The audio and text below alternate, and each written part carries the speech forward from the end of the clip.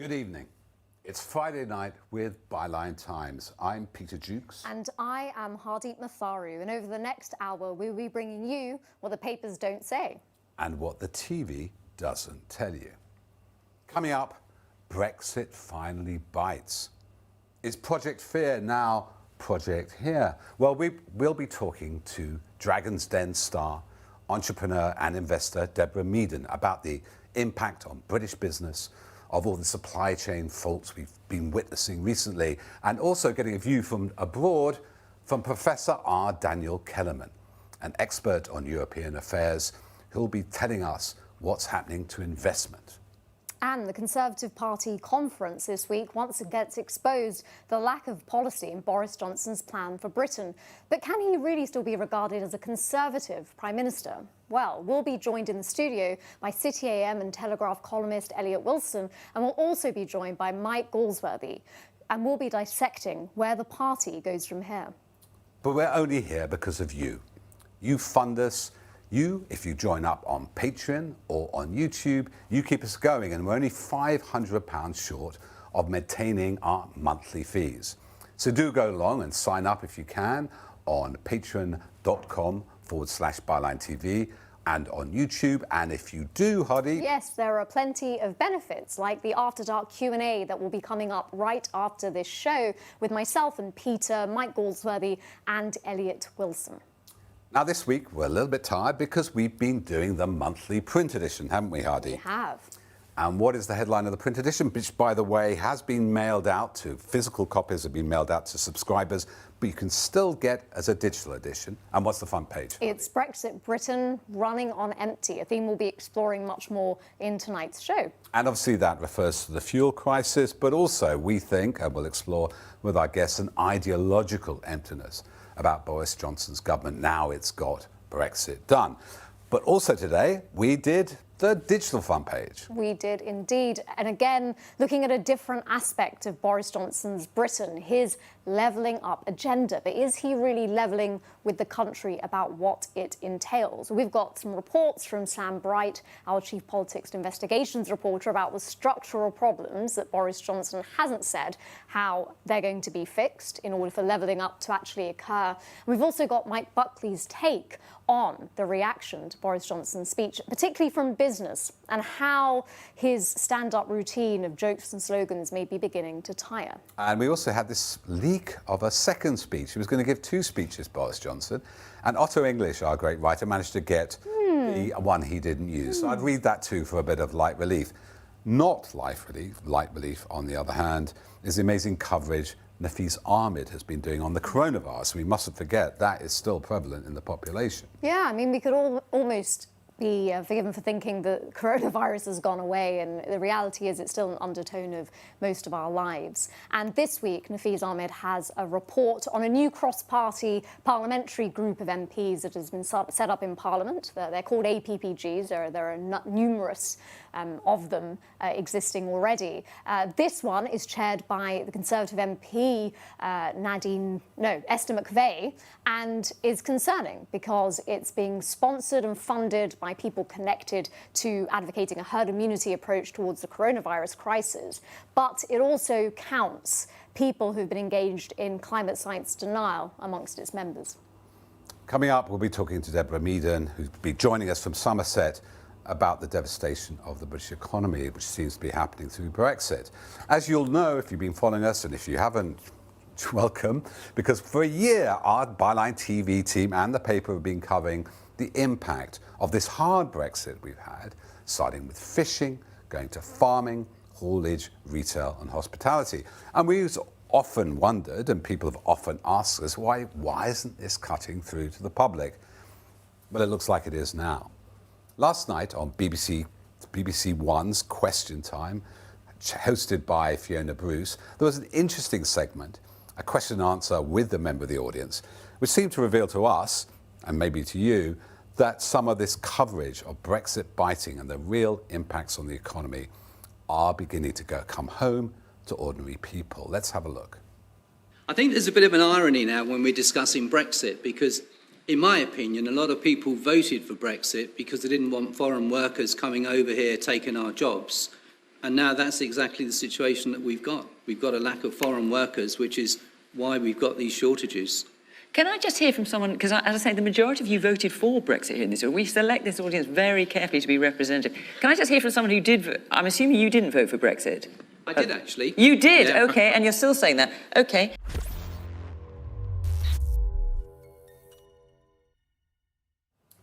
Deborah, welcome to Friday Night with Byline Times. Thanks for joining us. Can I ask you the first question, which is somebody who's had a brilliantly perspicacious and critical view of Brexit for 5 or 6 years. What do you feel that's happened in this last year? Is it worse than you expected? I think it is almost certainly towards the worst end of what I was expecting and was fearing, actually. And what has surprised me is how quickly the issues have tumbled out one after the other. You know, there's sort of period of grace, and then suddenly it's all beginning to show itself. So, yeah, I think it's probably at the bad end of it, that's for sure. So we had fuel pump crises still going on, but they seem to be ameliorated. But then news this week that school meal deliveries are going to be affected. One of the biggest suppliers of school meals to schools in the country was saying there'll be shortages of bread, that children would start eating baked potatoes. I mean, is this kind of a calamity which can't be controlled now? As one supply chain fails or is rectified, another one breaks down? So I think the word you use there, control, is really interesting, because I do have a sense that we are slightly out of control. And when I say we, I mean, business is really, really good at picking up the pieces. You know, we kind of, particularly entrepreneurs, you're quick to respond. You can usually fill in the gaps. You can, as long as it's a short-term issue, you can kind of bridge it. I think the issue that I see is that it isn't short-term. And we will see shortages. I'm not saying we will not be able to eat or there won't be enough food, but we are used to being able to buy what we want when we want to buy it. And I think we're going to have to change our mindset, because the truth of the matter is that just-in-time supply chain has now gone. We don't have a replacement for it. And it's quite possible that we can't have a replacement for it because we kind of lost our nearest neighbours and the smooth trading that we had with them. Now, with that comes consequences, and the consequences will be that we will be short of, I think there'll be rolling shortages of supplies. We won't starve, but we won't have the choice. So our standard of living will decrease. Meanwhile, we've seen a big hike in energy prices coming. Estimates some on the BBC, I think, could be up to £1,000 a year. I mean, that's going to impact on consumer spending, isn't it? That's going to impact not just supply chains, but demand in general. Well, it's going to impact on consumer spending. But as a human being, I think what worries me more than that is it's going to impact on people's lives. I mean, we shouldn't be living in a country where people have to choose between food or heat. I mean, it embarrasses me. It upsets me. You know, I can't believe I'm even saying those words in my country. And that, I think, is what we are going to be facing this winter. So if there is, you know, we were promised these Brexit uplands, sunlit uplands. They don't seem to be happening so much. And is it not just supply chains in themselves? Isn't there a labour problem for a lot of companies? I mean, obviously, that's a problem with haulage.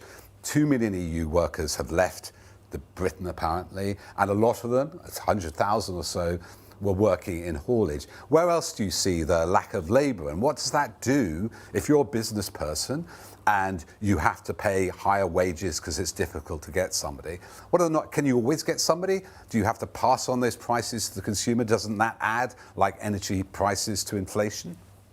Well, so I think that the labour issues have actually been coming for a long time. I mean, for years we've been talking about a change in demograph.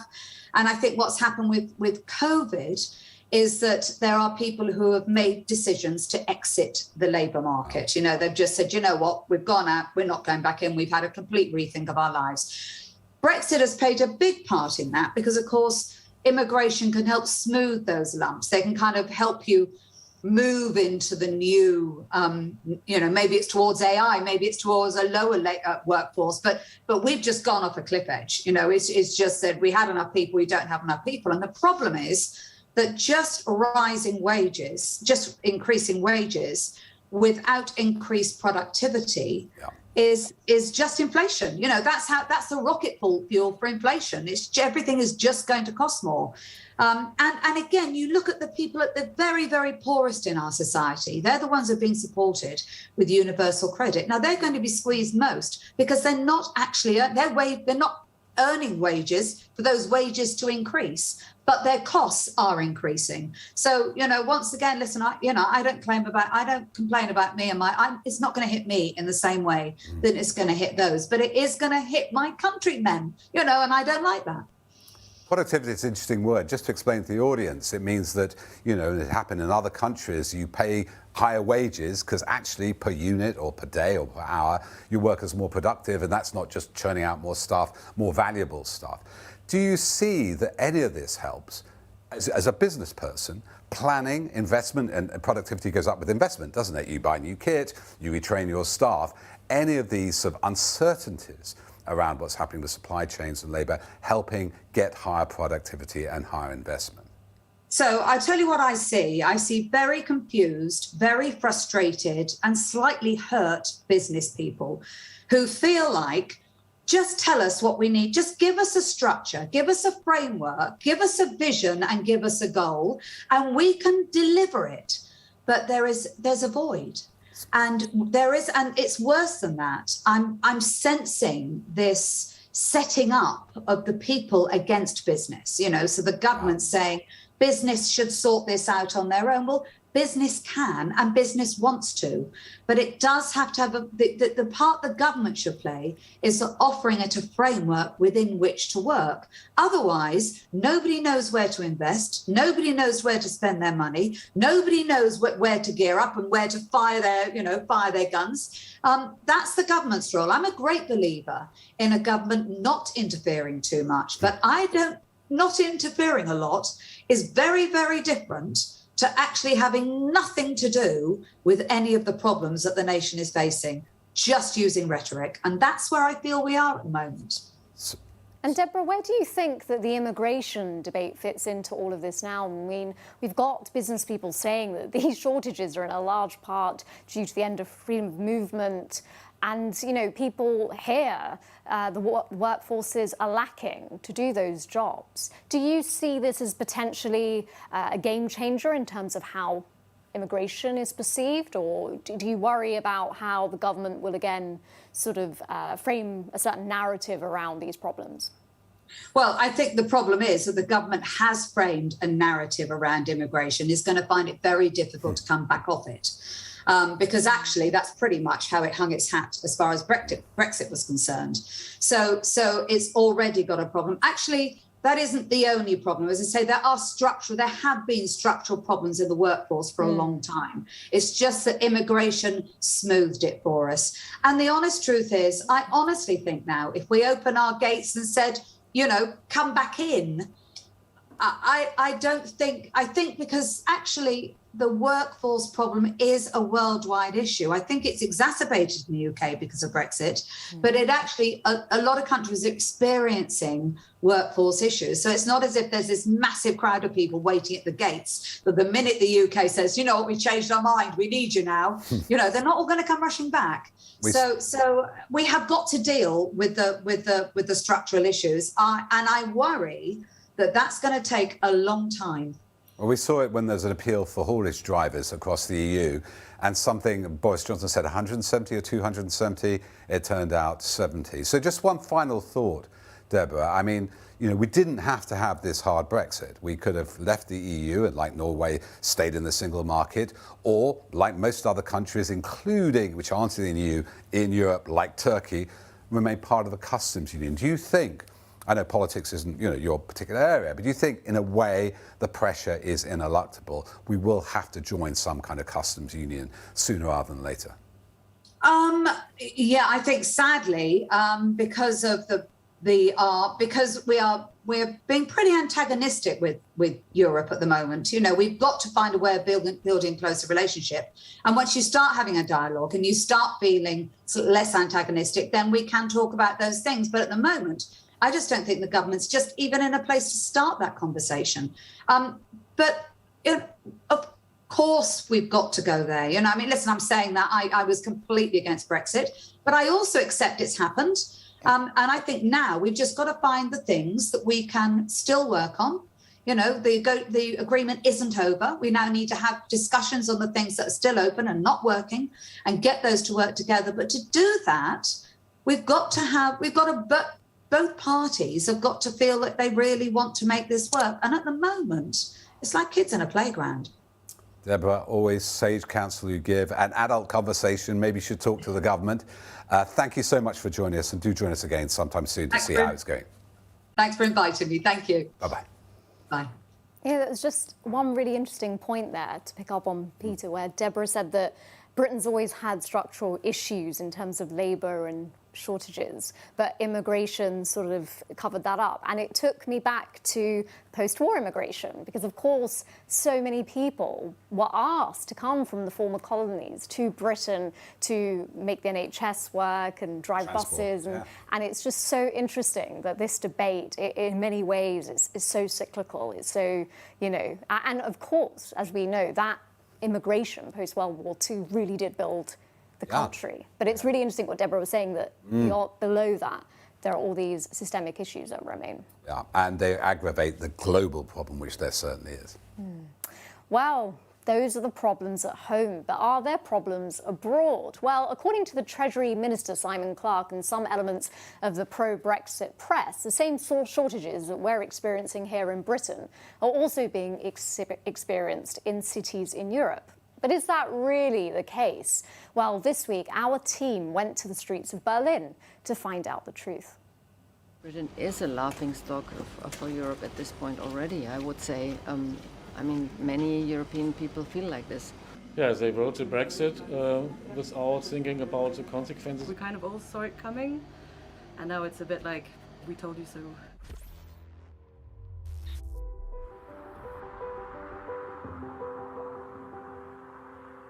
How does it feel as someone that lives in Berlin, seeing the reports in the UK that everything is the same with supply chain issues and fuel shortages? Well, it's just not happening in my life, not anywhere around me. When I go shopping, yeah, all the shelves are full. There is no problem whatsoever. I can always get everything. I can't understand. In Germany, you can buy everything around the clock. We have enough supply, and every day, 6 days a week. Sometimes we have 2 or 3 lorries a day. Yeah, they voted Brexit without thinking about the consequences, and the lorry drivers from Eastern Europe, now they got another jobs, and I don't believe that they will come back to Britain because they're not sure if they can work there.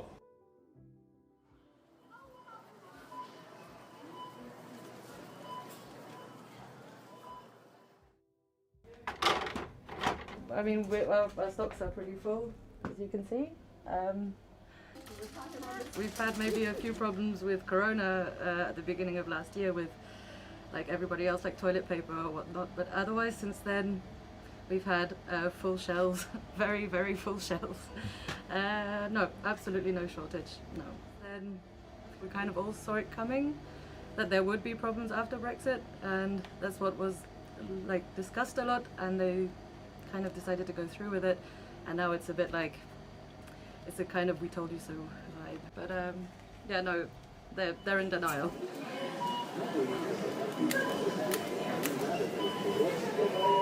We have no problem. We have always products. No empty shelves. We have a lot. No, we have a lot of products here. No problems with empty shelves. No late deliveries. No. Maybe one product in a month, but that's all. My name's Aaron Burnett. I'm a freelance journalist here in Berlin, and can I really say that it's a shit show on TV?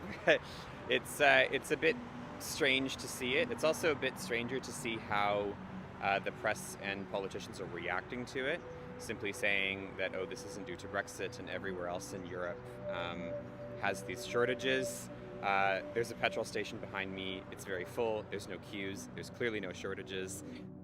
You need an explanation for your people why the Brexit was the right decision, and so they are trying to make up those stories to support this narrative. They want to save the Brexit. That's why they are lying, I think. There are so many bad things about Brexit, and I can very well imagine that they can just not be honest and straight about it. That's just a fact. And the politicians who have caused the situation, of course, they don't want people to see it that way. I think Boris Johnson is a big liar. Britain is a laughingstock. Well, we're honoured to be joined from America by Professor R. Daniel Kelemen, who's a professor of law and political science at Fair Rutgers University in New Jersey. We tend to know it, New Jersey, as from The Sopranos. It's actually a very lovely state, and he's an expert on European law, the European Union. He is Jean Monnet Professor, the founder, named after the founder of the EU, and he has written a 1,000-word thread, which I recommend you to see. It's very depressing, of the harm of Brexit since the beginning of the year. Thanks for joining us, Daniel. Pleasure to be with you. So I would, just from your point of view, has it gone worse than you expected, or is it as you expected? When you saw us basically, as I think somebody we both know, Adam Posen, described, Britain declared a trade war on itself with a hard Brexit. Well, I'd say it's about as bad as I expected, but in different ways. So I thought it was going to be economically very damaging for the UK, and it has been. But some of the specific ways, like I didn't think of things like petrol shortages, right? I was thinking you might run out of medicine first, things like that. So all the specific stories, unfold in surprising ways. But the big picture, yeah, it's as the experts predicted. Well, Danny, I just explained to viewers, for some reason your camera's frozen, but you are still speaking very clearly and articulately. So let us not stop the conversation, because your words are as important as your great good looks. So just break us down. What worked well and didn't work well? Is it the supply chain thing that surprises you, the labour issues? Or we've seen announced today, on the last few days, that Intel are deciding not to invest 80 billion over the next few years in a plant in the UK, but in Europe, in other EU countries. What should we most be worried about beyond the immediate supply shortages and energy price hikes? Well, I'd say when it comes to supply chains, I think it's going to keep hitting different products and sectors in a kind of rolling fashion. So I think that, and of course, government might blame panic buying and that sort of thing.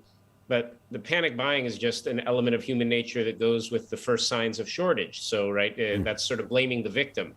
So, yeah, I think you're going to have more shortages, particularly in things that are sort of time-sensitive foodstuffs, items like that. And, on top of that, I think in the longer term, yeah, the thing with foreign direct investment, that isn't felt, immediately. You get occasional stories like the story from Intel today, but it's really the way these add up over time and a kind of death by 1,000 cuts. And I think the other thing that's not so visible, but that is happening a lot, is a lot of SMEs, small and medium-sized enterprises who relied on exports are really suffering. Yeah, we've definitely documented that.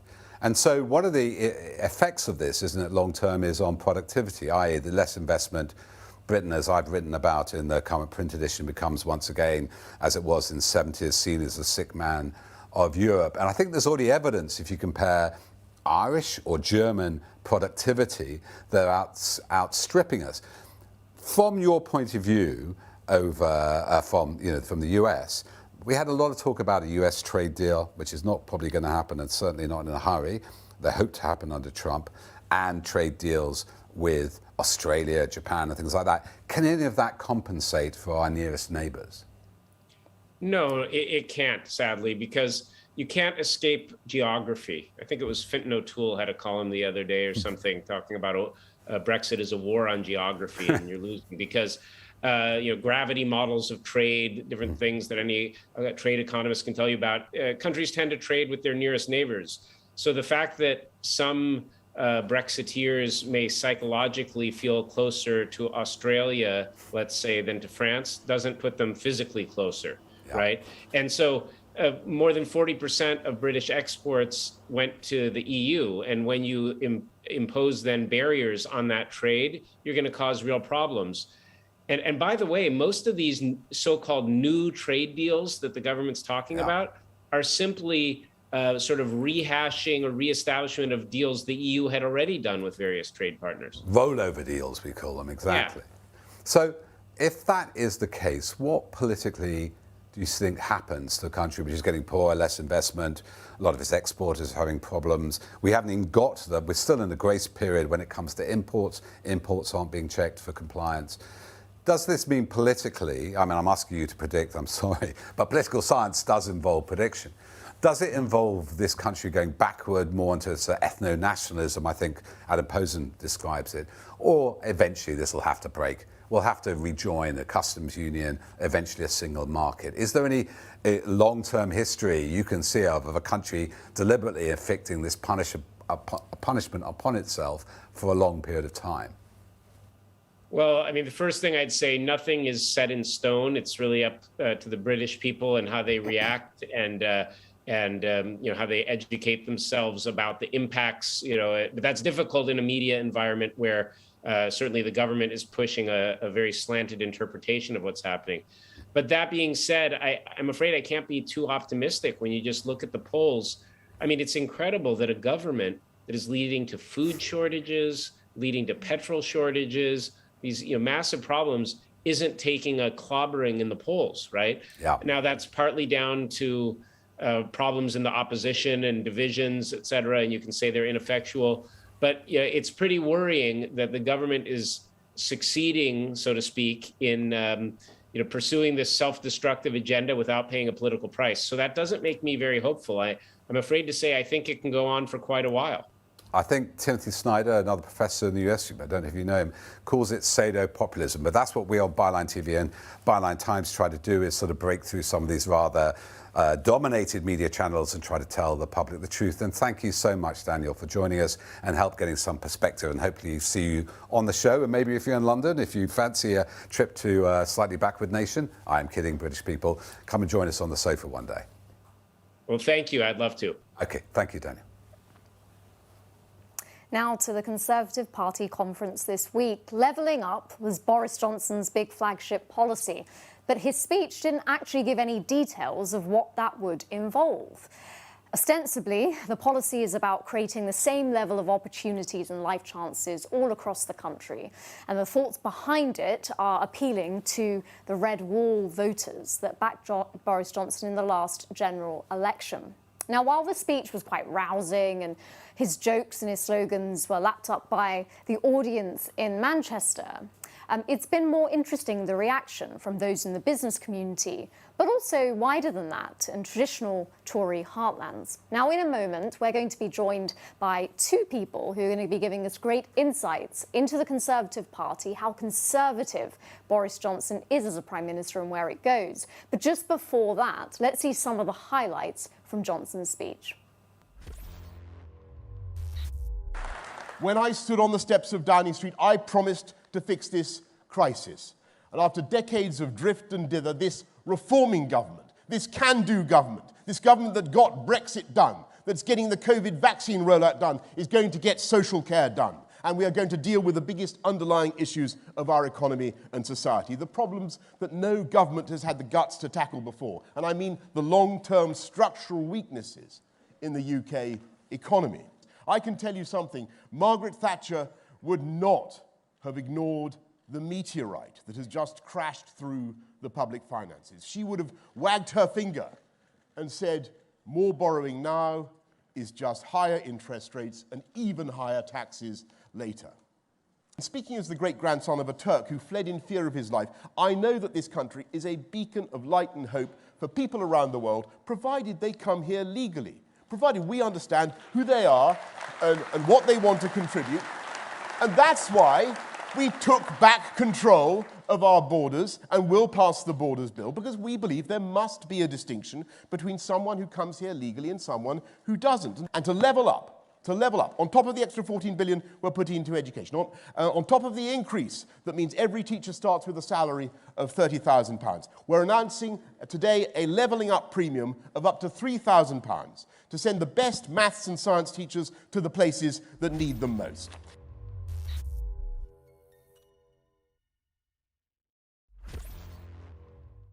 And now we're joined by Eliot Wilson and also by Byline's own Mike Galsworthy. Thank you so much to both of you for coming.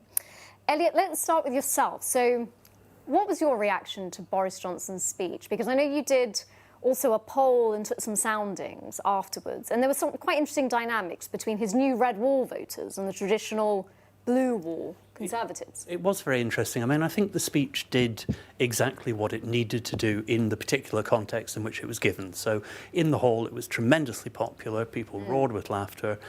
Boris Johnson is a good public speaker. We expect that. That was what was priced in. But talking to people just sort of round and about Manchester, there was an interesting sense that they had perhaps been supportive of the Prime Minister and the Conservatives, but there was a growing irritation among some, and it's not a scientific poll, that maybe the sort of comedy routine is starting to wear thin. I mean, we've been out of the European Union now for nearly 2 years, and I think people are starting to think that things are getting serious. We're actually having to address challenges. And the Prime Minister's talking about that in some respects, but it was very policy light, as was expected. But in terms of the focus groups that I saw, there was a really interesting difference between former Red Wall voters who almost to a man and woman were saying they would vote for Boris because he seemed, interestingly, just like them or one of them, despite the fact clearly he's not.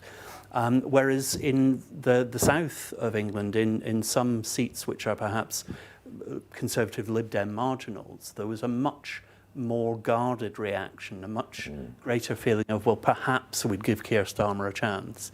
But I think the interesting thing really was that apart from a few people in the southern seats which had been focus grouped, nobody was really talking about the Labour Party. This is all about the success or otherwise of the Conservative Party. The Labour Party really isn't in the game.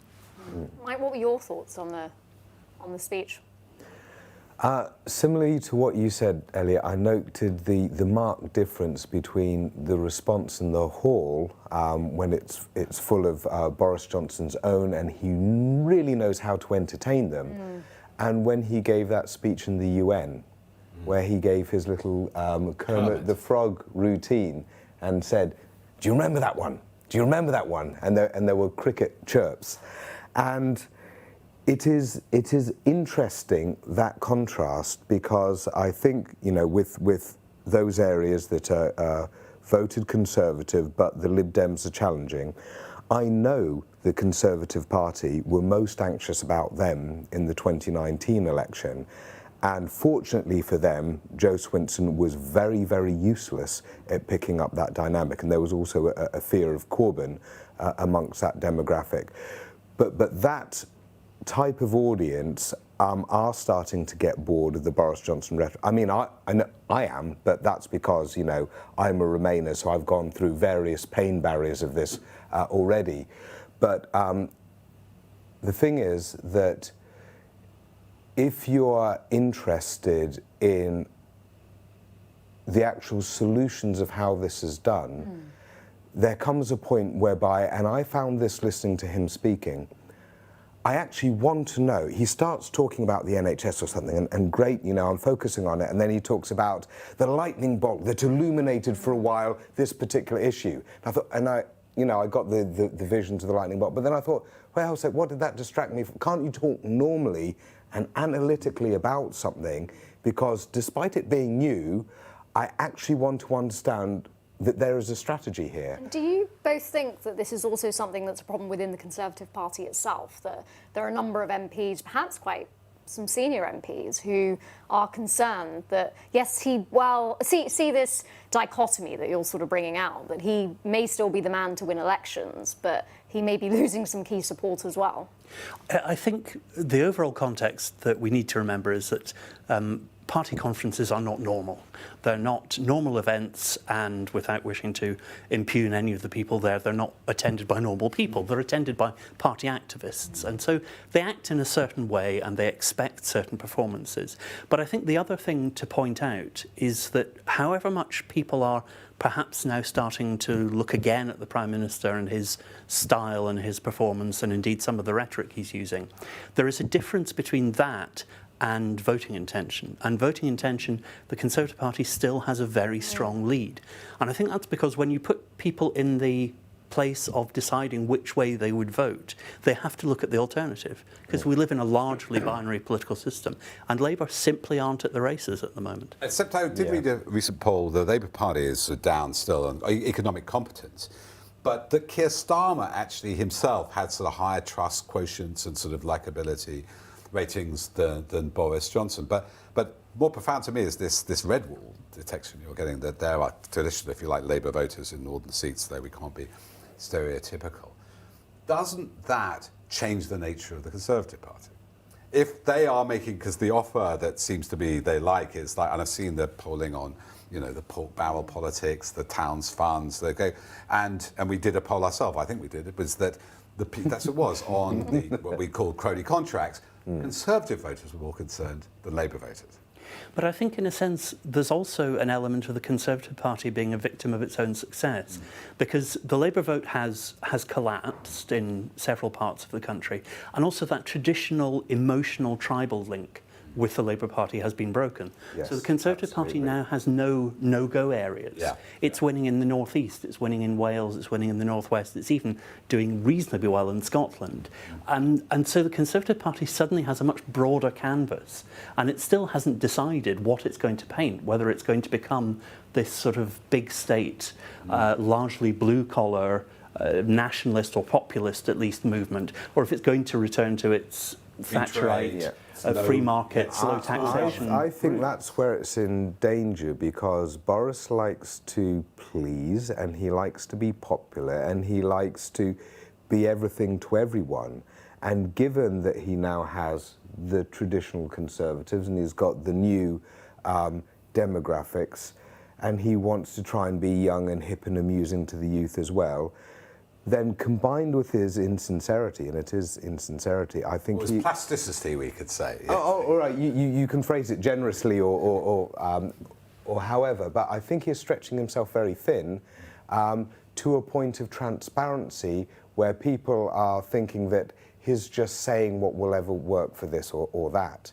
And I think that there will be a frustration that builds there in terms of what does he actually stand for, what is he actually going for here, because you will get in each and every community that contrast of kind of like, we want to level up, we care, but at the same time we won't give those meals to kids, and we are going to take away that 20 quid. And I think... Universal credit, you mean? Yeah. Yes, of the universal credit. So I think that you can only play along with such mixed messaging for so long before people start getting really irritated with it. And Labour have been hopeless as an opposition here, you're right. Again, they've just relapsed back to the party of default. You know, vote for us because you don't like them. And that is clearly not good enough. So I just think we're in a bit of a weird limbo at the moment, where Labour hasn't come forward and the Tories are trying to appeal to everyone with superficial rhetoric. Is Brexit one of these issues? I mean, Eliot, you're saying that sort of the opposition is sort of nowhere to be seen in all of this. I mean, is Brexit one of those issues that, you know, Boris Johnson's been very clear that these shortages and these problems are they're not really down to Brexit, and we have the views of the business community, we've heard for Deborah Meaden, you know, all of these, the reality of it really coming home. And then we've got the Labour Party, which doesn't seem to be saying much about Brexit at all, perhaps in thinking that it needs to win back some of those voters it lost to the Conservatives who voted for Brexit. So how do how will it disentangle itself from all of this? I think the Labour Party is hobbled by the fact that it never really produced a clear statement or set of beliefs on Brexit. Because, of course, at the time of the referendum, it was led by a man, Jeremy Corbyn, whose political roots were really in anti-European, anti-common market, particularly views which he'd imbibed from Tony Benn and others on the hard left in the 1980s, because the European community, as it then was seen as a sort of boss's racket. And so he was very much anti the European community in those days. So I think the Labour Party has struggled really to produce a convincing narrative either on what it wanted to do around the time of Brexit or what it would do now. And I think the other interesting thing is that there are polls now which have suggested for some months that people are starting to regard Brexit perhaps as a worse thing than a better thing. But it's still not filtering through to Conservative versus Labour. And again, I think it's that void that the Conservative Party have to somehow fill, which contains so many contrasting influences, so many contrasting instincts. And I think the other thing worth saying is that the Conservative Party will go a long way with a leader who will win them elections. I think it's difficult to overestimate how badly scarred the party was by those 13 years out of power, when a lot of the time it was said that perhaps they would never win again. If you think back to the late 90s, people were wondering if there would be a new Conservative government ever. So now they've got somebody in Boris Johnson who seems to be leading them with an almost impregnable lead in the polls. No matter what happens, they will give him a lot of rope. It's a matter of whether he goes so far that he ends up hanging himself with it. So one of the things Boris Johnson was very successful at doing as London Mayor and editor of Spectator was sort of seeming like a classical liberal, appealing to both the kind of one nation conservative, the metropolitan liberal, liked immigration, but also to the Monday Club now, you know, to the sort of, if you like, more ethno-nationalist. Is that going to be possible to play that game in the when you're actually in power? You know, for example, you know, you could see some of the quite, people would say, draconian measures from the Home Office. Likewise, you know, what is happening to the economy. If you're saying political gravity has changed, I thought, you know, people aren't so tribal. Couldn't people evaporate? Could that support evaporate almost as quickly as it arrived? It's certainly more fluid than it was, because I think what the lesson of the past 3 or 4 years in politics has been is that really neither party can now rely on a vote. The Labour Party has lost its tribal heartlands from the unions and Scotland and mining and steelworking and shipbuilding.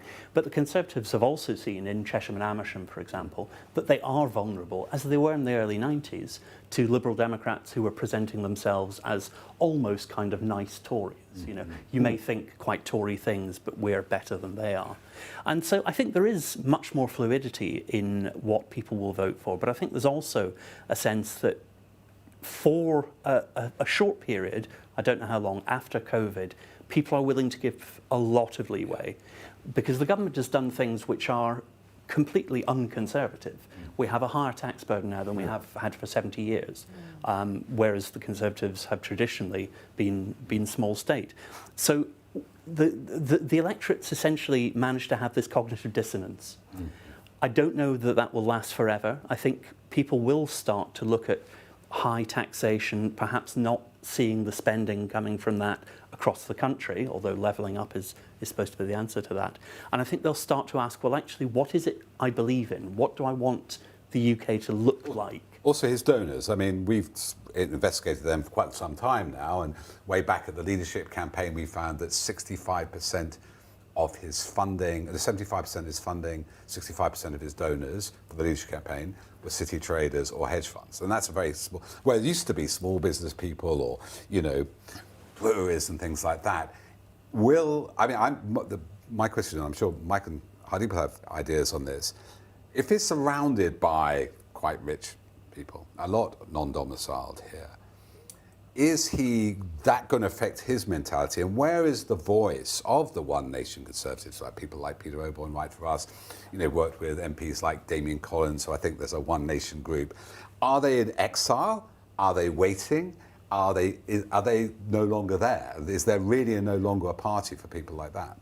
I don't think there's a sufficiently strong tradition of One Nation Toryism, or whatever you want to call it, which can really challenge the Prime Minister. But I think the important thing about questions over donors and all of that kind of thing, it's difficult to underestimate the level of poor behaviour in financial terms and other terms that the electorate expects of all politicians now. The turning point for me, because I was working in Parliament at the time, was really the MP's expenses.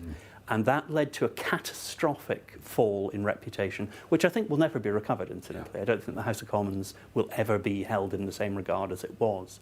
So I think now you have an electorate which looks at politicians and thinks, well, they're all on the make, aren't they? Incidentally, most of them aren't.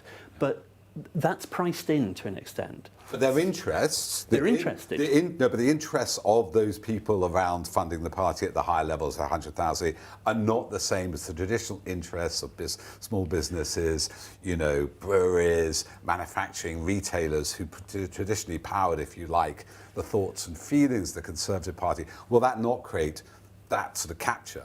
Well, I think there's always been a tension, certainly since Margaret Thatcher took over the Conservative Party, between small business of the likes which had propelled Baldwin and leaders like that. And her father. And her father, of course. And then the sort of very Adam Smith, Friedrich Hayek influenced free marketeering, because that's low taxation, low regulation, and essentially, if you have talent, you can go out and make money, and perhaps not enough questions are asked. And I think that tension's always been there.